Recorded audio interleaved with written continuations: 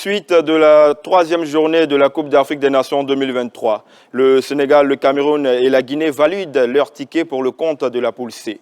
Dans la poule D, l'Angola dispose du Burkina Faso 2-0 et prend la tête de la poule.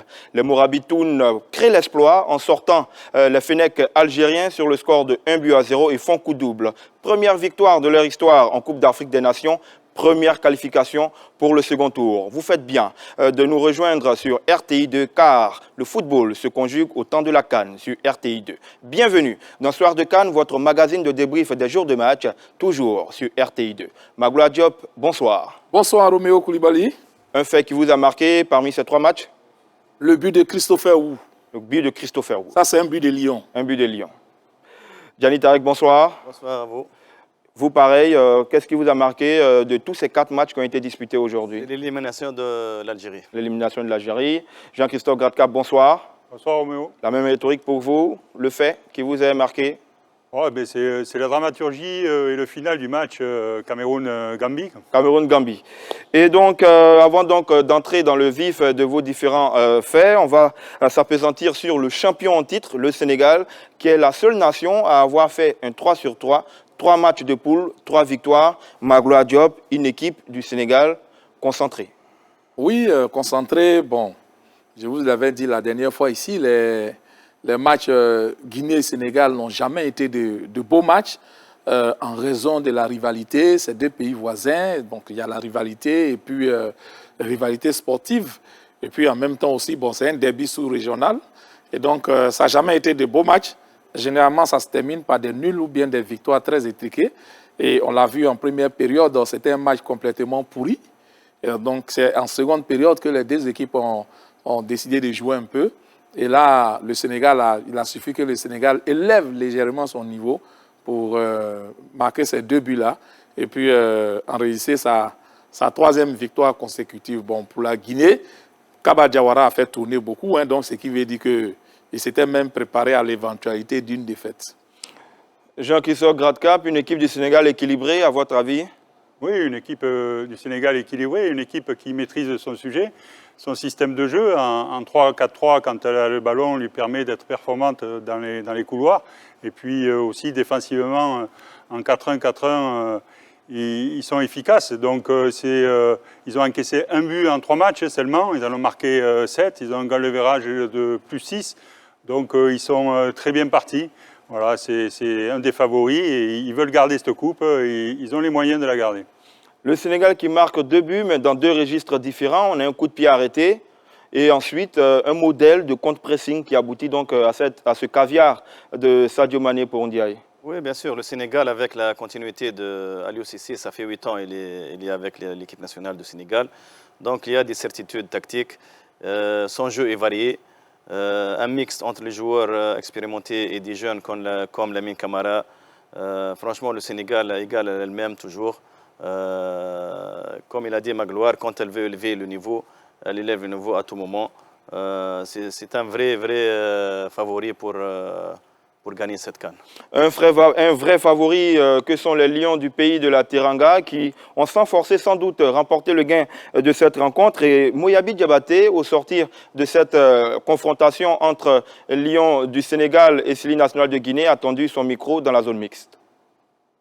Ils ont été plus pragmatiques que nous. On a manqué un peu, on va dire, d'ambition offensivement pour pouvoir leur faire mal, mais voilà, comme je dis, c'est une très belle équipe et félicitations à eux. Les Sénégalais, c'est vrai qu'on dit souvent qu'on est humble, mais on n'aime pas se faire mâcher dessus. Donc on a répondu tout simplement aux Guinéens. Voilà, c'est pas parti très loin. On avait à cœur de gagner. Voilà, je pense que l'objectif a été fait et on est très contents. Après, on sait que là, le plus dur reste à venir. Donc on n'est pas euphorique, on reste concentré et puis on est lucide sur le fait qu'il reste du travail encore à faire pour pouvoir aller atteindre nos objectifs. Ouais, c'était compliqué, mais on s'attend à ce genre de match parce que la Guinée et le Sénégal, c'est un derby. Et donc, il fallait être patient comme on l'a fait. Et je pense qu'on a su profiter par leur erreur. Et on a enfin marqué 2 buts. Je pense que dans l'ensemble, on dirait qu'on méritait aussi de gagner. Merci à Moyabi Diabaté depuis le stade Charles Konambani de Yamoussoukro. Gianni Tarek, le Sénégal a 2 victoires, 6 points. Malgré ce fait, Aliou Cissé aligne quasiment son équipe type, hormis Lamine Camara, qui sort pour céder sa place à Namphalis Mendy, le milieu de terrain de Lens. C'est quasiment le même 11 depuis le début de la compétition. Oui, il veut rester sur la continuité. Il veut, j'ai dit tout à l'heure, les certitudes, là, il doit les bonifier, il doit les assurer. Aliou Cissé, c'est un entraîneur qui est toujours sérieux, qui prend tous les matchs au même pied d'égalité. C'était franchement une victoire méritée aujourd'hui, avec la manière. Une victoire méritée avec la manière. Jean-Christophe Gradcap, est-ce que ce n'est pas un choix qui aurait pu s'avérer compliqué, aligner son équipe type alors qu'on n'a pratiquement rien à jouer, rien à gagner? C'était des risques de blessures ou de carton jaune? Oui, mais c'est un choix qu'il a fait. Lui, il voulait terminer premier, quoi. Ça a été annoncé, il voulait finir premier pour rencontrer un 3e de notre poule, pour aller, après, bon, ça va les obliger à aller sur Abidjan. Mais voilà, ils veulent rester dans la dynamique de la victoire, et puis ne pas perdre, quoi, rester sur une note positive.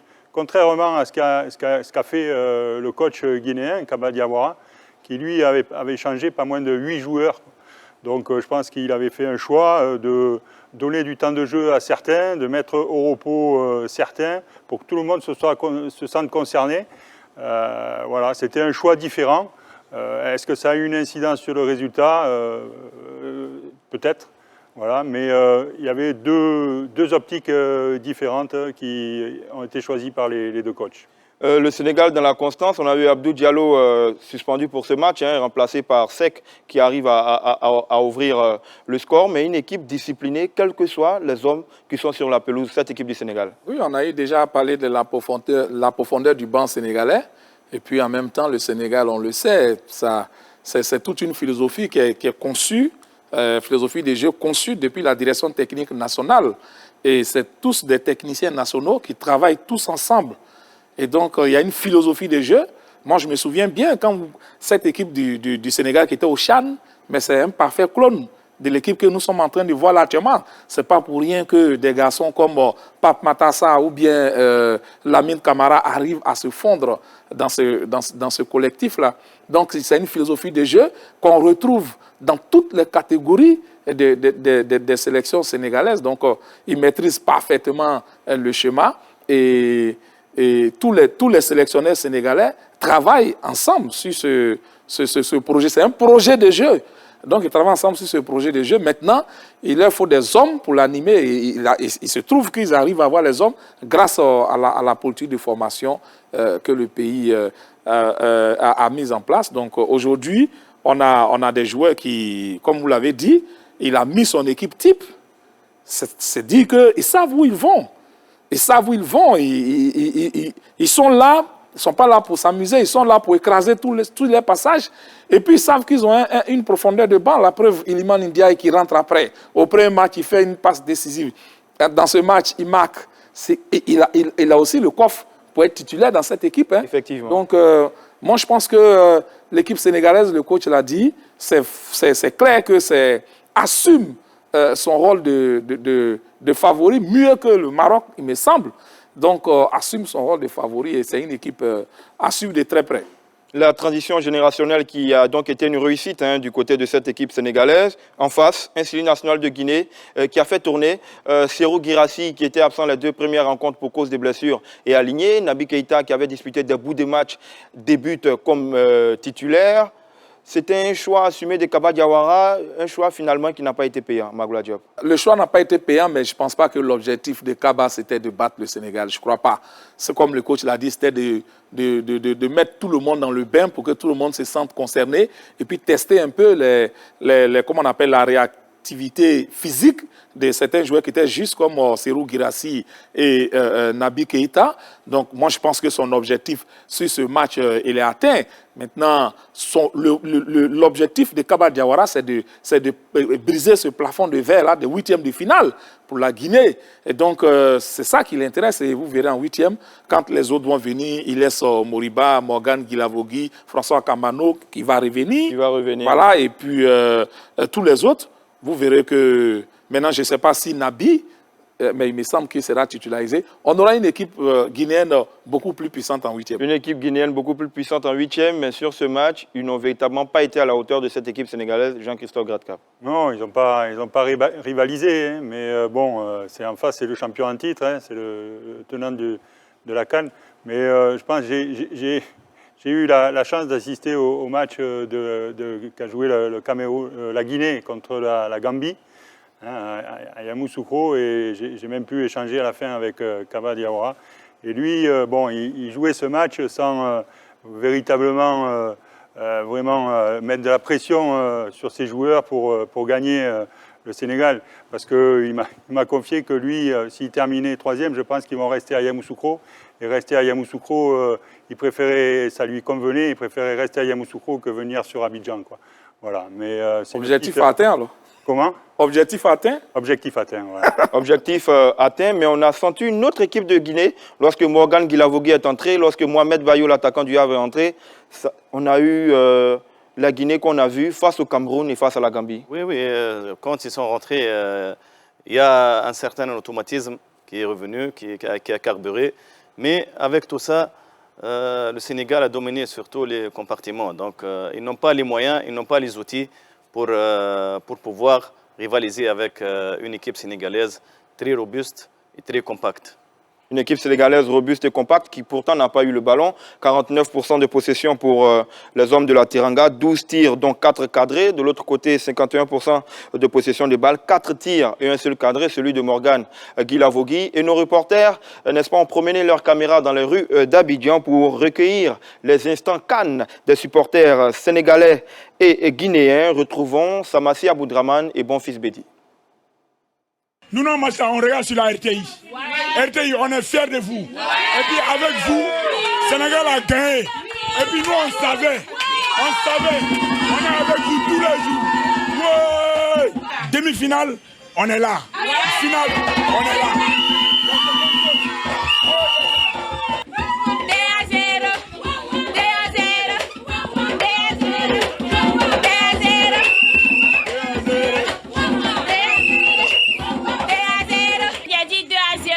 Début du match. Oui. Effectivement, on a fait 2-0.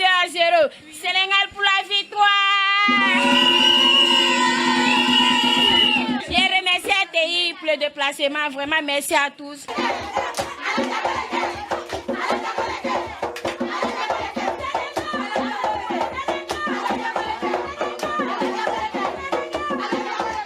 Match formidable. Vraiment, on est content de ce match-là. Encore une troisième fois, vraiment, on est très content. Et nos joueurs, vraiment, nous satisfait à 100%. On n'a qu'à continuer dans ce lancer-là jusqu'à la finale.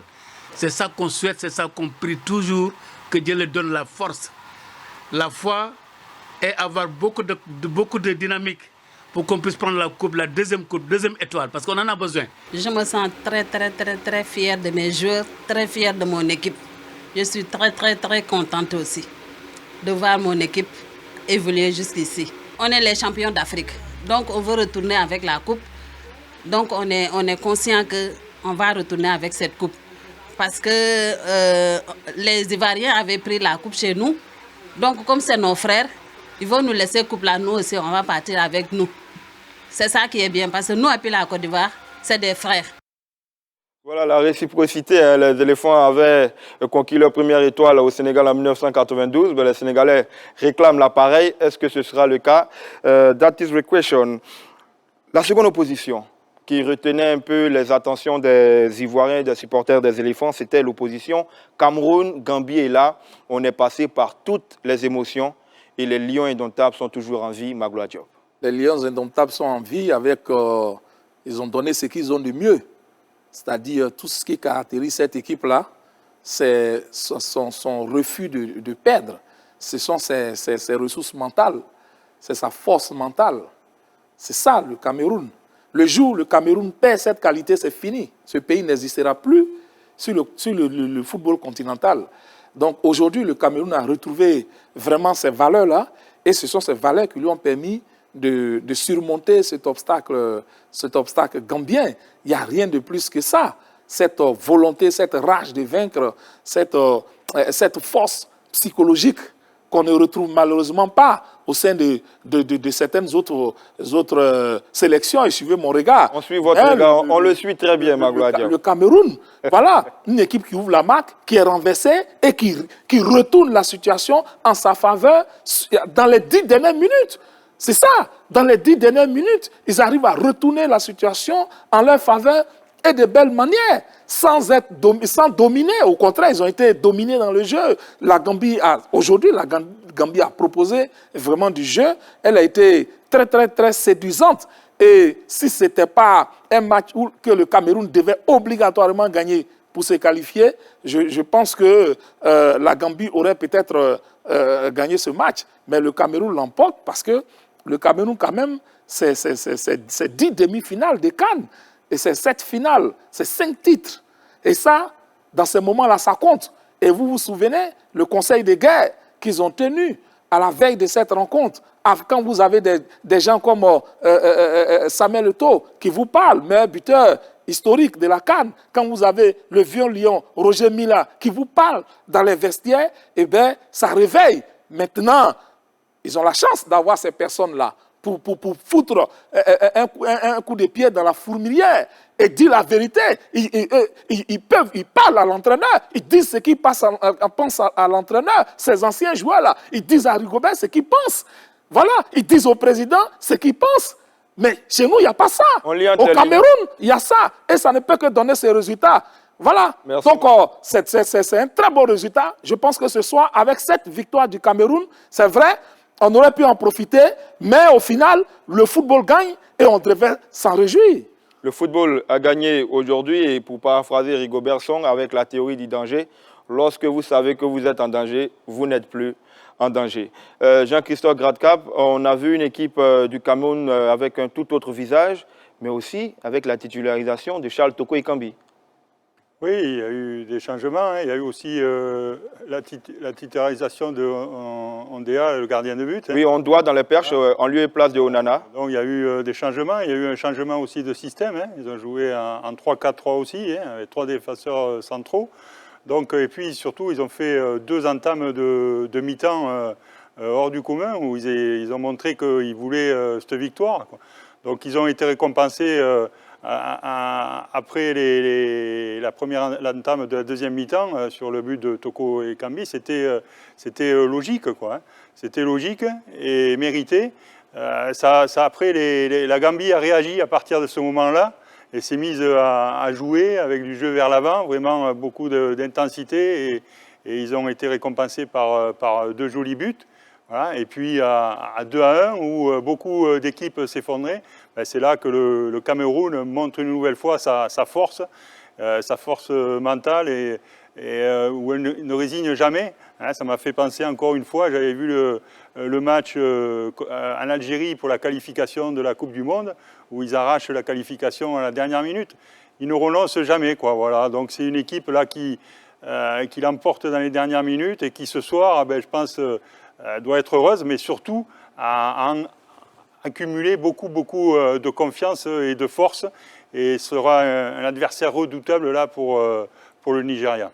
On va y arriver, mais avant, ouverture du score de Toko Ekambi, un but contre son camp de cette équipe guinéenne qui rétablit la parité. Ensuite, il y a Christopher Wu, plus haut que tout le monde, qui vient catapulter ce ballon-là et permettre au Cameroun de passer devant. C'est un Cameroun qui vous a surpris ou un Cameroun qui est resté constant dans sa façon d'aborder les matchs véritablement décisifs? Pour moi, le Cameroun a fini d'être le Cameroun. C'est ça le Cameroun qu'on connaît. C'est ça le Cameroun de réaction. Le coach Christophe a dit le match gagné en Algérie, ce n'était pas facile. C'est vraiment le Cameroun aujourd'hui, ils ont démontré une rage de vaincre. Et c'était une pure dinguerie. On a assisté à un match fou aujourd'hui. On a vu tout avec toutes les émotions. Et ils ont renversé la situation et finissent par être qualifiés au prochain tour. Avec le bon soin de la régie technique, nous allons écouter le technicien camerounais Rigobert Bahana-Song à la sortie de cette opposition.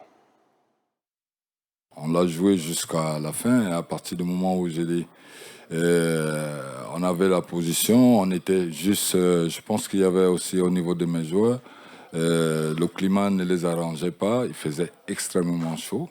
alors que ce qu'on leur a demandé de faire en premier mi-temps, ils n'ont pas exécuté à ça. C'était aller les presser plus haut. C'est pour ça que ce système était fait pour ça. Et bon, ils se sont retrouvés. Mais c'est vrai qu'à un moment donné, il fallait changer parce qu'on voyait que cette équipe en face était aussi très mobile. Ce qui a fait la différence, on l'a vu dans ce match, c'est le mental. On sait que les Camerounais, on ne lâche rien jusqu'à la fin et on l'a démontré aujourd'hui. Après, à la mi-temps, le score il était de 0-0. Donc, on s'est dit qu'il fallait rester patient, que le but il allait venir. Le but il est venu. Après, on a subi, donc on a encaissé 2 buts, mais on est revenu et c'est ça le principal. Christopher Wu, l'homme du match, le défenseur du stade rennais, c'est la marque de fabrique de cette équipe camerounaise. Ne jamais relâcher, ne jamais dire que tout est déjà terminé. En face, c'est une Gambie qui aura tout tenté, mais qui n'y sera pas arrivée, Gianni Tarek. Oui, ils ont essayé, ils ont fait un très grand match, mais la volonté des Camerounais était au-dessus de leur ambition. Franchement, la Gambie, c'est une équipe qui a démontré des belles phases de jeu surtout. Ils ont marqué des jolis buts, mais devant la volonté de Cameroun, ils n'ont pas pu résister pour moi. Ils n'ont pas pu résister. Pourtant, Abli Diallo de Metz et Brima Collé des Young Boys avaient quand même essayé de donner la réplique à cette équipe camerounaise. Qu'est-ce qui finalement aura manqué à l'équipe des Scorpions? Moi, je pense que ce qu'il aura manqué, c'est de mener de 2-1 plus longtemps, quoi. Voilà, il restait 10 minutes. Il aurait fallu qu'ils gèrent mieux cette fin de match, hein, même si c'est face au Cameroun, c'est pas facile.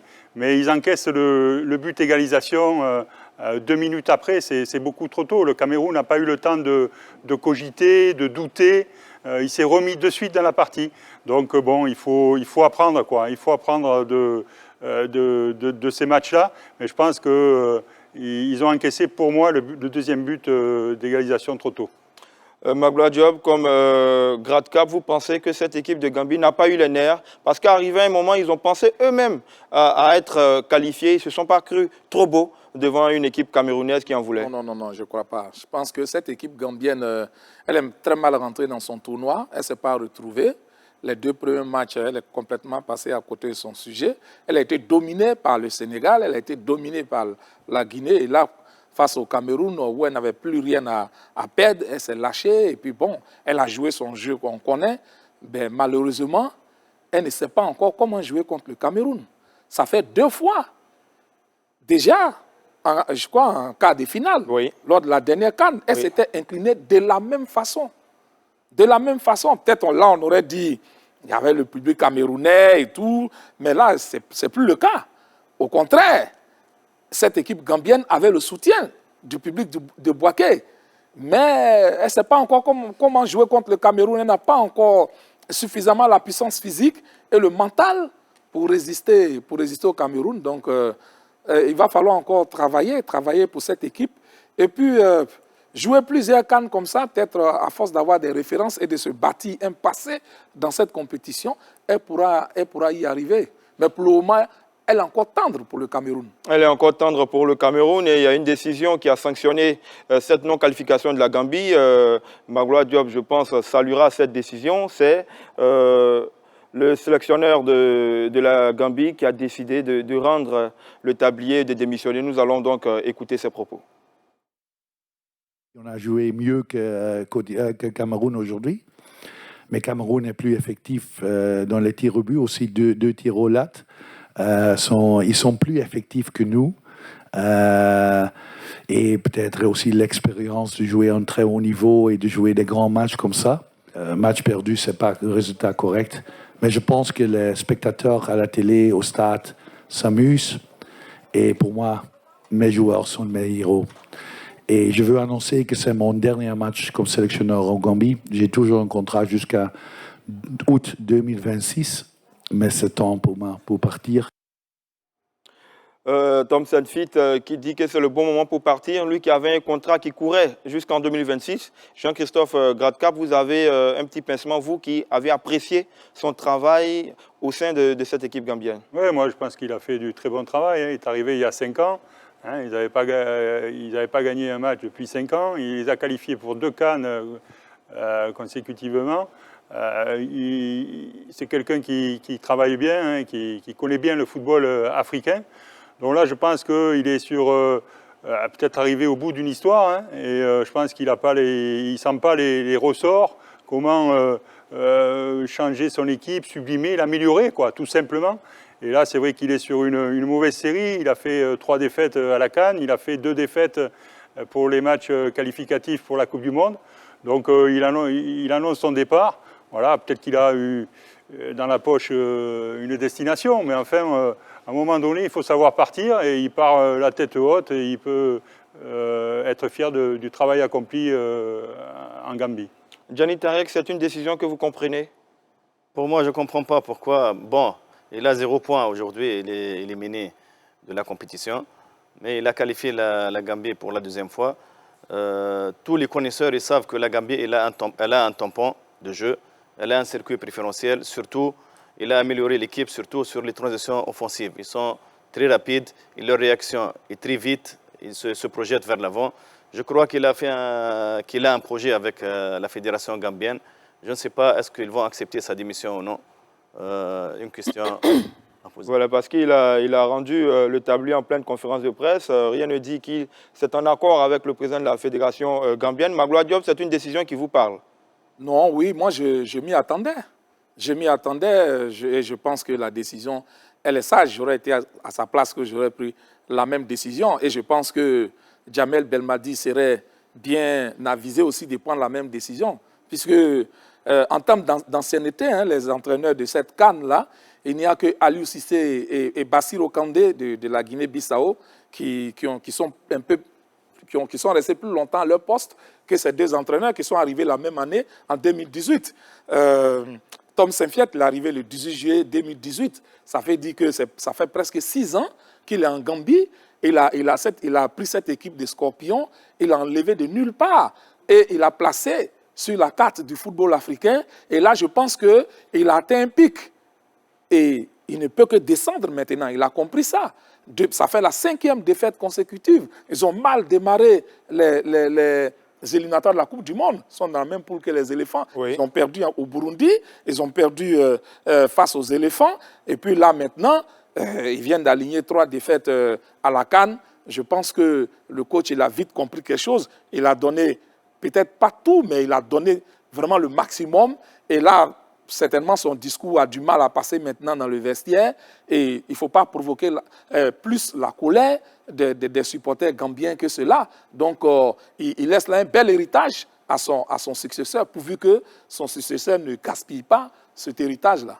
La Gambie donc qui se sépare, ou le sélectionneur gambien qui se sépare de son équipe. On a coutume de dire que la plus belle femme ne peut donner que ce qu'elle a.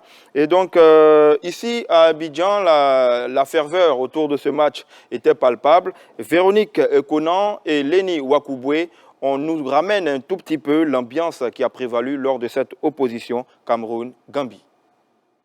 C'est un très bon match. Le Cameroun s'est battu. C'est le continent. On ne lâche rien, on n'a jamais rien lâché et on va revenir pour gagner la coupe très prochainement. Voilà, on est le continent, on est la belle famille. C'est une très belle victoire, avec le cœur. On a mal commencé la compétition, mais on va en 8e de finale. On espère retrouver la Côte d'Ivoire quand même. Vous allez passer, mais pas sur nous, mais vous allez passer aussi. On est le continent. On est le continent.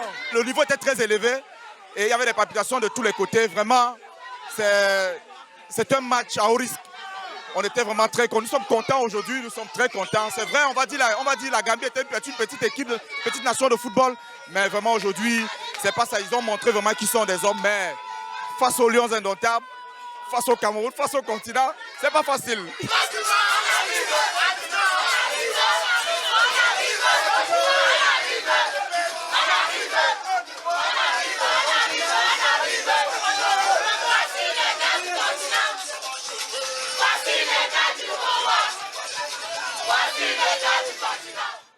Le continent présent donc sur la planète ivoirienne, voilà, qui se réjouit de cette victoire, sans oublier que c'est en 1984, ici, sur les bords de la lagune Ébrié, qu'ils ont donc composté leur première victoire. Le tableau de cette poule C nous donne donc le Sénégal en tête avec 9 points. Le Cameroun, grâce à sa victoire, passe en deuxième position, suivi de la Guinée. La petite Gambie ferme la marche. Donc, au niveau de cette poule C, nous avons la qualification du Sénégal, du Cameroun et de la Guinée pour les huitièmes de finale. Passons donc à la poule D. Poule D composée de l'Angola, du Burkina Faso, de la Mauritanie et de l'Algérie. Et dans cette poule, les Angolais ont disposé, on va dire, assez tranquillement de cette équipe du Burkina Faso, Gianni Tarek. Oui, le match de Burkina, franchement, Burkina était bien sur le plan offensif, mais sans concrétiser. L'équipe d'Angola, elle était très patiente, très sereine. Elle n'était pas flamboyante, mais le résultat, c'est 2-0. Les deux remplaçants qui sont rentrés à la fin du match, c'est un qui tire le ballon, Hervé Kofi pousse la balle, et c'est Zini qui met le deuxième but, qui fait le break. Une victoire méritée pour l'Angola, qui était sur l'ensemble du match mieux que Burkina. Jacques Gradcap, un sentiment partagé, le Burkina trop faible face à cette équipe de l'Angola? L'Angola m'a fait encore une nouvelle fois impression, quoi, hein. Le Burkina Faso, effectivement, a fait un match moyen et défensivement, la charnière, là, encore a été en difficulté, alors que, quand même, elle est composée de joueurs expérimentés. Mais l'Angola, là, ce qu'ils ont montré aujourd'hui, c'est-à-dire que, en plus de leur animation offensive qui est bonne, ils ont marqué nombre de buts là, ce premier tour. Ils ont montré qu'ils savaient aussi être patients, être calmes, bien défendre en bloc, hein, un bloc compact, vraiment en étant disciplinés. Et ça, c'est une corde à leur arc supplémentaire. Hein. Et donc, s'ils sont capables, dans les temps faibles, à certains moments du match, de bien défendre, avec le potentiel offensif qu'ils ont, ils peuvent être dangereux pour les prochains tours. Ils peuvent être dangereux. L'Angola qui marque sur coup de pied arrêté. Ensuite, il y a cette erreur de Hervé Kofi qui permet à l'Angola de faire le break. Une défense du Burkina qui ne rassure pas. Oui, Hervé Kofi qui fait une Yaya Fofana. Il relâche la balle. Automatiquement, ça a été baptisé, une Yaya Fofana. Bon, c'est une référence. Hein. Ah bon, ok. Bon, disons que je pense que l'Angola est meilleur. L'Angola est meilleur. Il y a plus de variété dans leur jeu.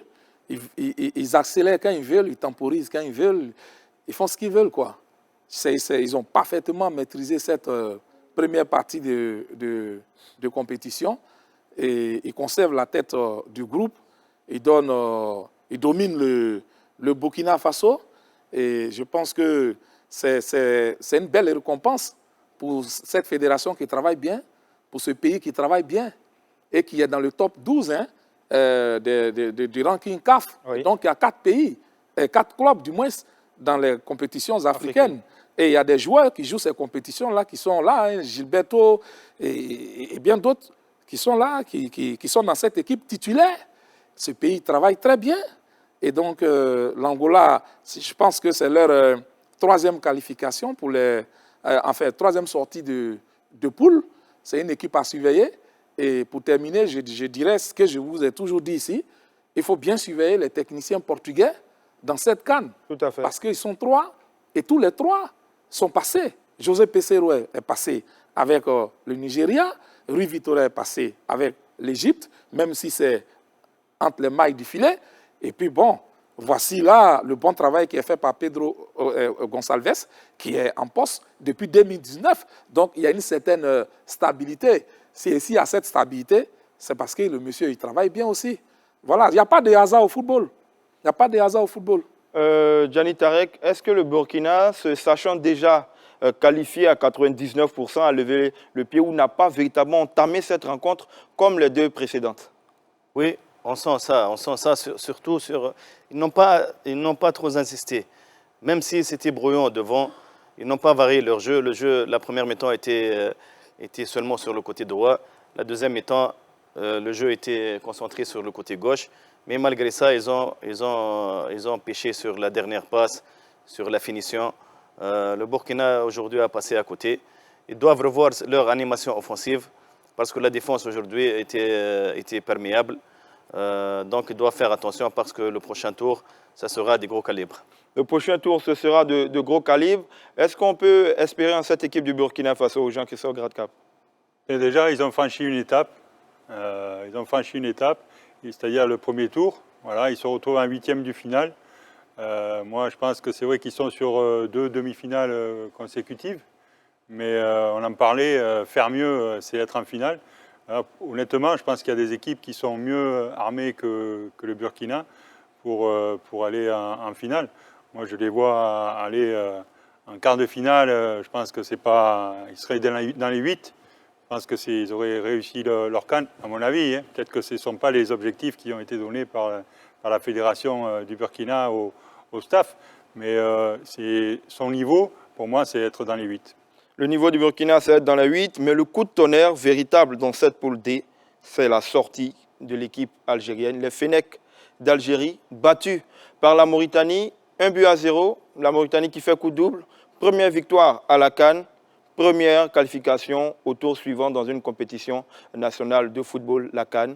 Un mot pour les Fennecs algériens. D'abord, l'Algérie. Il y a une explication simple. Le fait d'avoir refusé d'aller dormir dans les cités Cannes, je pense que l'Algérie le paye cher. Voilà, on ne vient pas à une compétition avec un esprit de faire un développement séparé comme ça. Il faut faire ce que les autres font. Il faut venir se fondre dans le moule. Il faut respecter le pays qui vous accueille. Au lieu d'aller prendre un hôtel tout à vous, sous prétexte que vous devez vous isoler pour mieux travailler, je pense que l'esprit n'était pas bon. L'Algérie s'est mise la pression inutilement. La CAN, c'est la fête du football africain. Et donc, l'Algérie devait se lâcher. Ça fait quoi si vous êtes dans une cité avec les autres et que vous vous côtoyez? Qu'est-ce que ça fait? Au lieu d'aller se mettre la pression comme ça. Depuis 2023, l'Algérie n'avait plus perdu de match. Et là, c'est sa première défaite aujourd'hui. Et c'est face à la Mauritanie. Moi, je ne sais pas, mais aujourd'hui, j'imagine un peu en Algérie. L'Algérie, là, l'équipe, là, elle touche le fond. Belmadi, il a été champion avec cette équipe, mais après ça, il n'y a plus rien eu. Ça dit que tous les problèmes des Algériens, c'est parti des Camerounais. Cette élimination-là, au Mondial 2022 au Qatar, c'est fini. L'Algérie, vous avez vu, Jamel Belmadi a fait la même chose que, comment on appelle, ce que notre coach Gassé a fait hier. À la fin du match, quand le Cameroun a marqué ce deuxième but-là, il était tout effondré avec la tête entre les mains. Ce n'est jamais un bon signe. Je pense qu'aujourd'hui, c'est la fin d'un cycle. Il va falloir tout rebâtir en Algérie et surtout qu'ils cherchent à se reconstruire un bel esprit. Ils sont sur le continent africain, qui se considèrent véritablement comme des Africains, qui se fondent dans le développement du football africain et qui n'ait pas une attitude de tribu assiégée, des personnes qui pensent que toute l'Afrique du football est contre eux. Ça, je ne suis pas d'accord avec ça. À pondre des communiqués, à tout va. Non, il faut arrêter ça. Il faut se concentrer ils ont des joueurs talentueux, mais maintenant l'équipe est vieillissante. Il va falloir faire confiance aux jeunes et puis repartir des euros. Je pense que cette élimination, c'est une grande humiliation pour l'Algérie, mais c'est un mal pour un bien. Ça va leur permettre de reconstruire. Et puis, je pense que l'Algérie a des ressources. Elle va rebondir. L'Algérie a des ressources. On a connu l'Algérie en compétition de clubs avec l'USM Alger, MC Alger. Aujourd'hui, c'est des clubs qui sont en train de disparaître un peu des compétitions interclubs. Mais l'Algérie, c'est Belaïli, c'est Fegouli, c'est Bouneïdia, c'est Slimani, c'est Aït Nouri. Aujourd'hui, Riyad Mahrez, c'est une fin de cycle.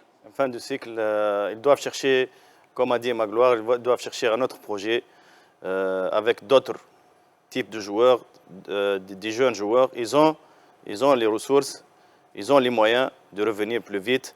Mais on a parlé de l'élimination ou bien la défaite de l'Algérie.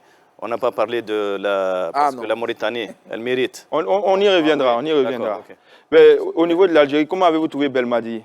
Belmadi, c'est le moment pour lui d'emboîter le pas à Tom Selfit, selon vous? C'est le moment, c'est une fin de cycle, c'est le moment qu'il part parce que même son message ne passe plus ni avec les journalistes, ni avec ses joueurs, ni avec les responsables de la fédération.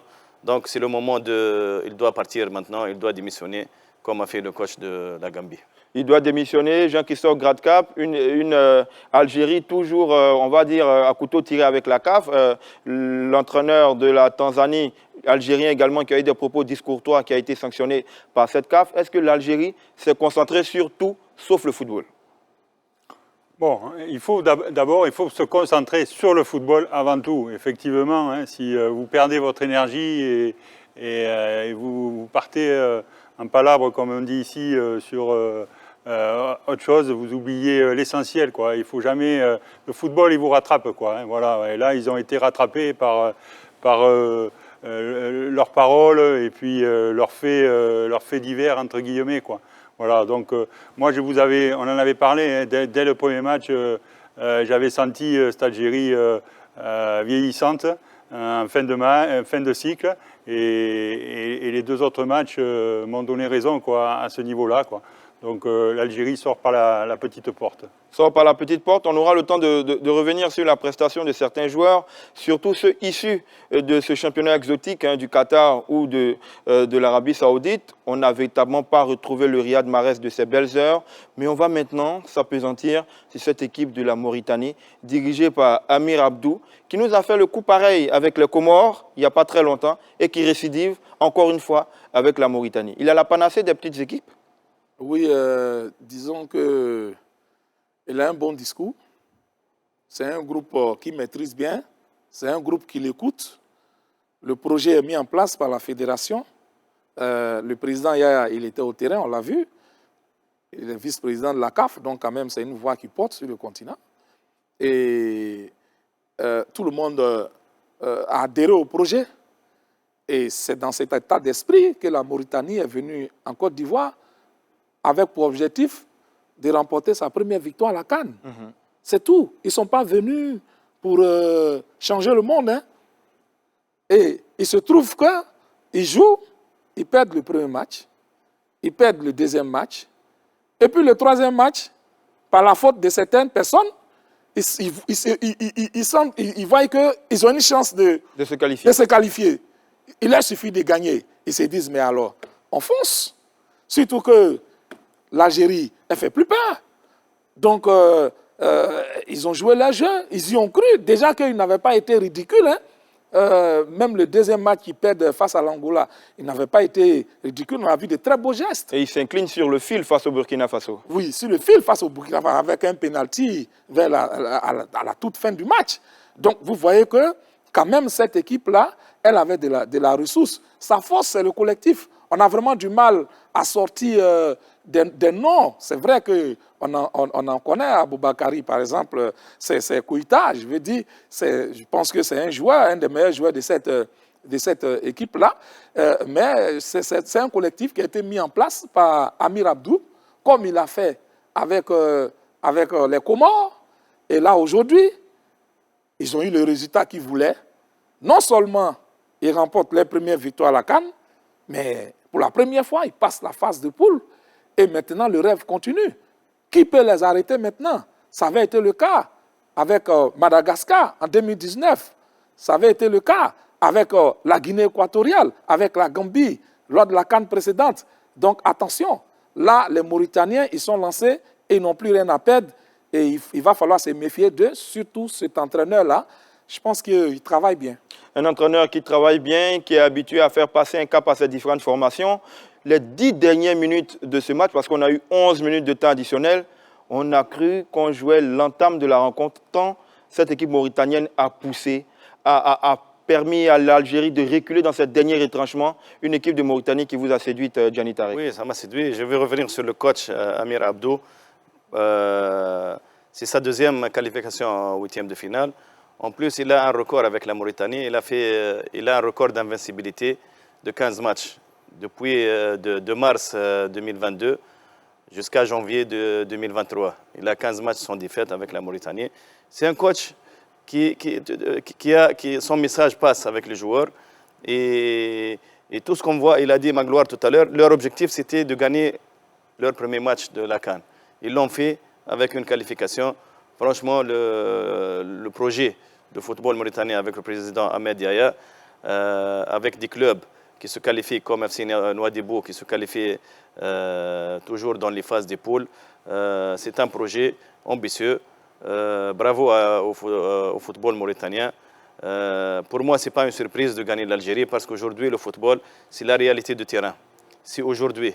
C'est l'instant où tu joues. Ce n'est pas l'histoire, ce n'est pas les noms, ce n'est pas les statistiques. Bravo à la Mauritanie. On espère qu'elle continue ses belles performances. On a eu beaucoup de surprises. La Namibie qui n'avait jamais battu une équipe qui a composté sa première victoire. La Mauritanie également. Jean-Christophe Gradcap. La Mauritanie qui surprend. C'est une école qui réussit. Ils ont pris le temps d'apprendre. Et aujourd'hui, la Mauritanie est là où elle doit être pour le président de la Fédération mauritanienne. Oui, voilà, il a mis des moyens en place. Il laisse du temps aux gens pour travailler.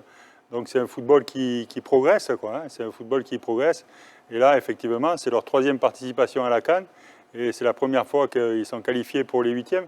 Mais au regard des deux premiers matchs, où tout le monde disait, nous-mêmes ici, là, sur le plateau, on disait qu'ils avaient un jeu intéressant, mais il leur avait manqué d'efficacité dans les surfaces de vérité.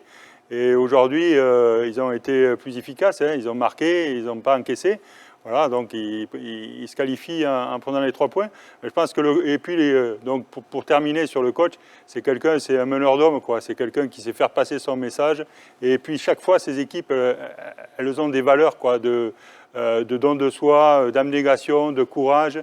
Et ça court, ça joue et ça donne le maximum, quoi. Il arrive à tirer le maximum du potentiel de ses joueurs. Et je pense que même si c'est meilleur 3e, c'est une qualification méritée, quoi. Une qualification méritée. La Mauritanie, la Côte d'Ivoire qui réussit bien à la Mauritanie. On se souvient de l'exploit du Nouadhibou avec un club ivoirien.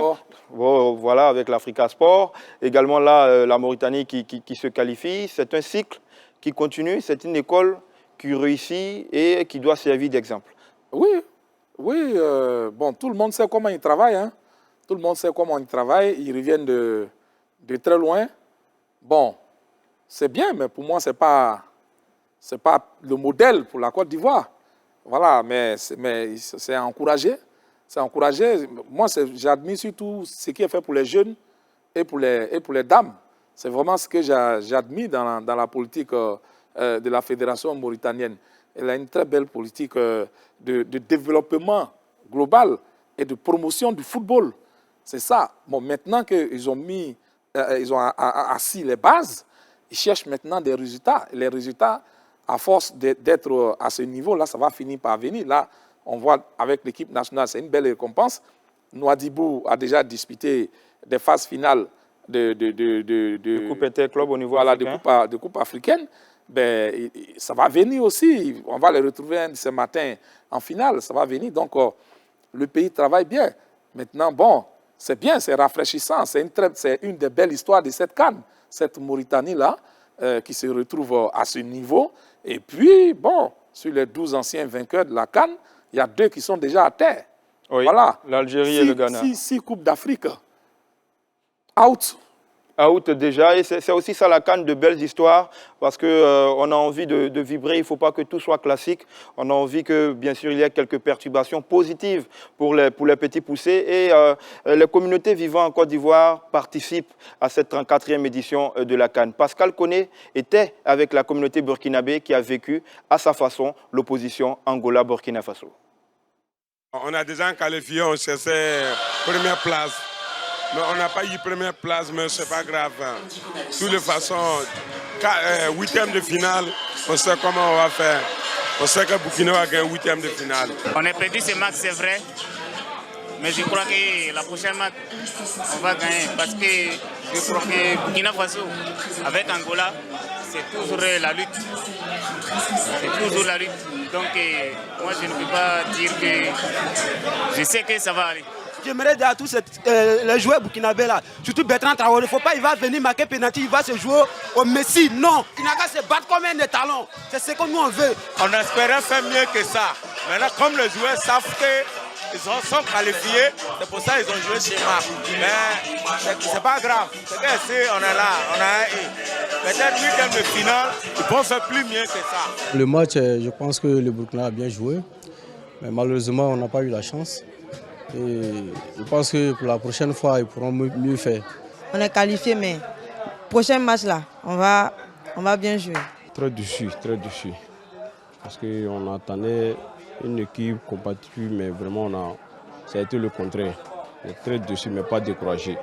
On leur souhaite bonne chance et beaucoup de courage. Le match c'était bon, dans l'ensemble c'était bon. Mais on a manqué un peu de créativité devant les buts. Un peu de justesse, mais dans l'ensemble c'était bon. On a fait une bonne prestation, mais on n'a pas marqué de but. Bon, le match c'est le but, hein. C'est la victoire qui compte.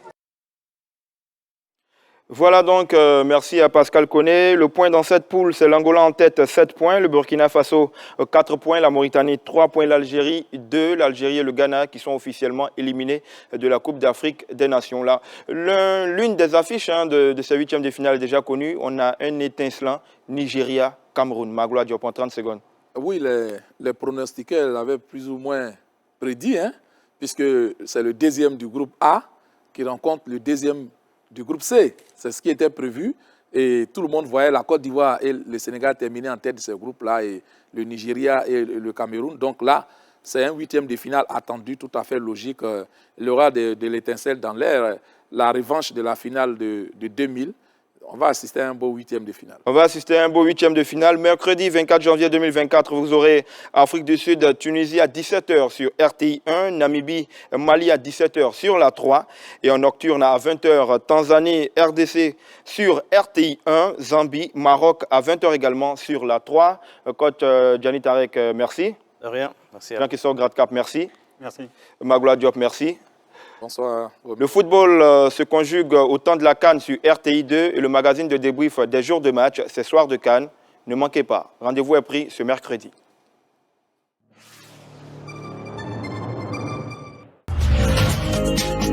Mercredi 24 janvier 2024 sur les chaînes du groupe RTI. 17h, Afrique du Sud, Tunisie sur RTI 1. 17h, Namibie-Mali sur la 3. 20h, Tanzanie, RDC sur RTI 1. 20h, Zambie, Maroc sur la 3.